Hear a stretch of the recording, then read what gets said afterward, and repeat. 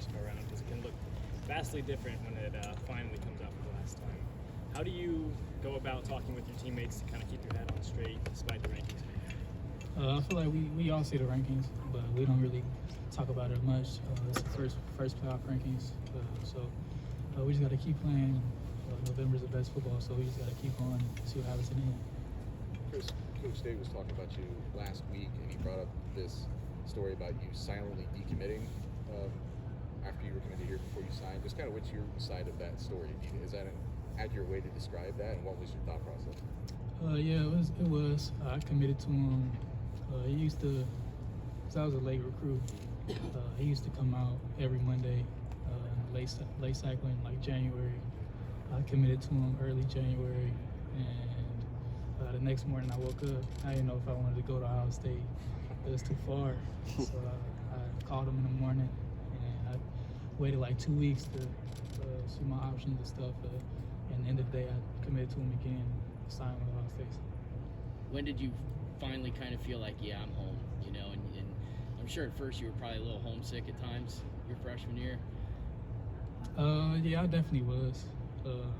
Especially like throughout the year. I had no family out here, so I was really by myself. I kind of chilled with my freshman teammates in the dorm, so I kind of got close to them. And about halfway through the year, I kind of felt like it was home for me. So, what those 2 weeks you said you took? What swayed you to, or not swayed you? What persuaded you to the commitment was the one you wanted to make? You wanted to stay with? I knew it was Ohio State, but I kind of wanted to take a step back and see if I really wanted to go there. I just talked about it with my family and my friends, my brothers, and to see if that was really the choice I wanted to make. And at the end of the day, it was. So I ended up making it, and paid off good. So.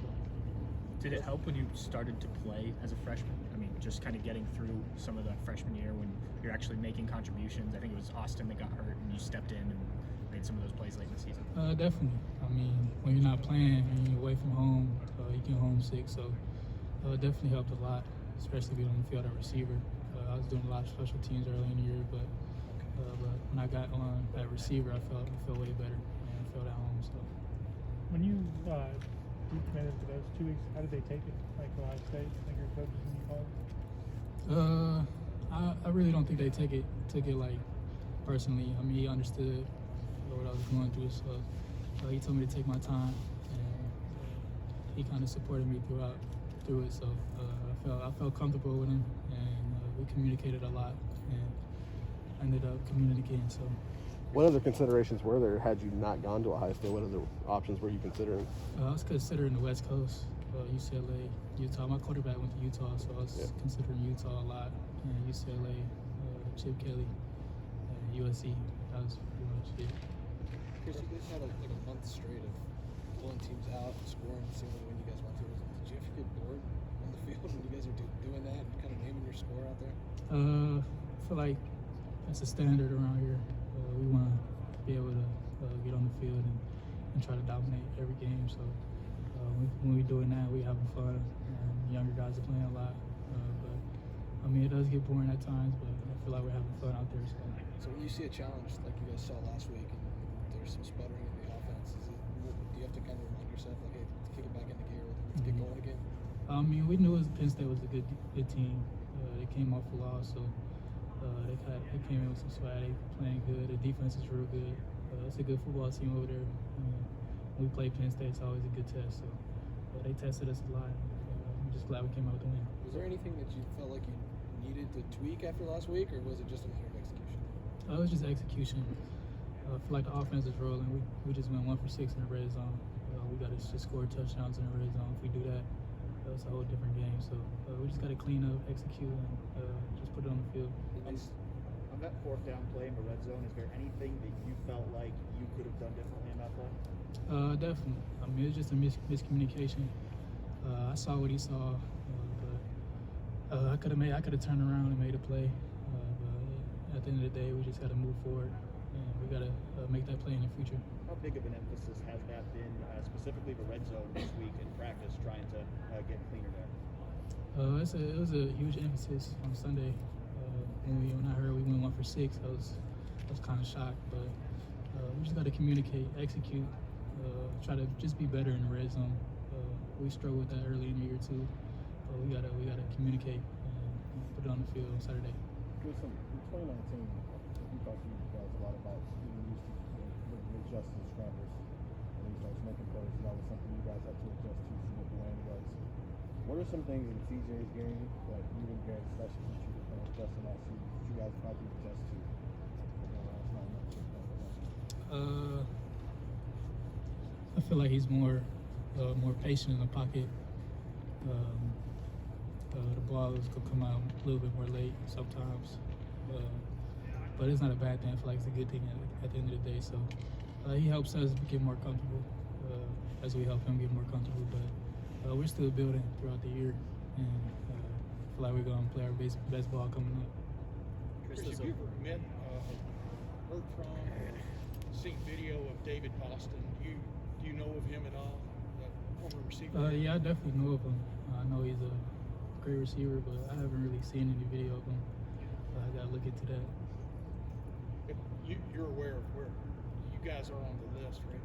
Touchdown list? I think so. Yeah, I'm aware. Chris, just to go full circle to the recruiting stuff, you made the right choice, right? Ultimately, I mean, you Oh feel. yeah, definitely. Okay. Yeah, I definitely made the right choice. Not only on the field, but it's helped me a lot grow off the field, turn into the man I am today. I feel like I've been on my own for a couple years now, so I grew up a lot, and I definitely needed that. So. Chris, what have you seen from Julian Fleming these last couple weeks since he's been able to get back from injury and back into the mix of practice? He's one of those freak athletes that we have in the receiver room. So he's been battling a hamstring injury. He's been dealing with it like a pro. So I'm proud of him and the way he's reacted to it. So he's been out there this week, and hopefully we see him on Saturday. Couple more questions, folks. Brian Hartline was talking yesterday about how, you guys as receivers, when he was a receiver, he never wanted to come off the field. Is that the way you feel when you're out there? Like, you never want to be taken out of a lineup, you want to be up there as much as you can? Oh yeah, definitely. When we're on the field, I feel like a receiver, you kind of get into a groove. You gotta have a feel for the game. Once you get out there, when you rotate, and you kind of don't really get a feel for it. So you definitely want to stay out there for us, especially in the receiver room, just to get a groove and just get a feel for the game. So do you feel like you play better when you're able to be out there every series versus when you're rotating in and out every series? Yeah, definitely.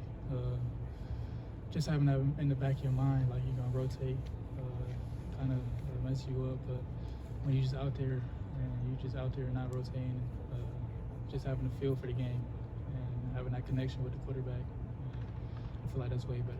As you've watched a video this week of Nebraska's defense, and secondary especially, is there anything special about them? What stands out to you about them that makes them maybe different from last week's challenge against Penn State, et cetera? What's on your mind when I bring up Nebraska's defensive secondary? They're good. They're real good on the back end, but their whole defense is really good. It's an underrated team, but we're gonna hit hard, big, fast. So we're gonna have to bring our A game to a tough environment. It's gonna be a tough win to try to go in there and get a win. We just gotta come out and communicate and try to stay on the same page. One last question, folks. Chris, everything is motivational in the sport. The fact that one player on offense was a champion last week. How motivational is that? We just all got to play better as a team, as an offense. I know as receivers, we didn't have the best game we wanted to have. Jackson had a really good game, but the other receivers didn't really have a good game. So we just got to go in and play better. Definitely is motivation, but we just got to play better at the end of the day. Chris, one thing, what have you noticed about the offensive line this week? That was not their best game. Do you sense a difference in them this week in any way? Oh yeah, definitely. They're definitely motivated too. We definitely got to run the ball. So I know they took that, put a chip on their shoulder, and I know they're gonna play better this week, and I can't wait to watch them. Great, Chris. Thank you very Thanks, much. Chris. Appreciate it.